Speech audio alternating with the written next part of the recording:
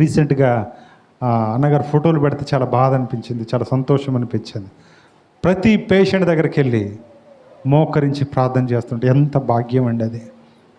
ఏమండి, హాస్పిటల్లో ఉన్నటువంటి ప్రతి ఒక్కరిని దీవించని ఇంట్లో ఉండి చిన్న ప్రార్థన చేస్తాం. బెటర్ మీకు ఎవరైనా మీ గ్రామాల్లో బలహీనంగా ఉంటే, ఎవరైనా మీ గ్రామాల్లో అనారోగ్యం పాలై మంచాన పడి ఉంటే, వెళ్ళేటప్పుడు 2 పండ్లు తీసుకొని వెళ్ళండి, 2 మంచి చెట్లు మాట్లాడండి, ఆయనకి ఇష్టమైతే ప్రార్థన చేసి అక్కడి నుంచి రండి. దేవునికి స్తోత్రం. మాకు కూడా హాస్పిటల్ కావాలని కోరుకోకండి. ఇక్కడ హాస్పిటల్కి వెళ్ళి వచ్చినటువంటి బిడ్డలు మీ చుట్టుపక్కల ఎవరో ఒక్కొక్కరు ఉంటారు.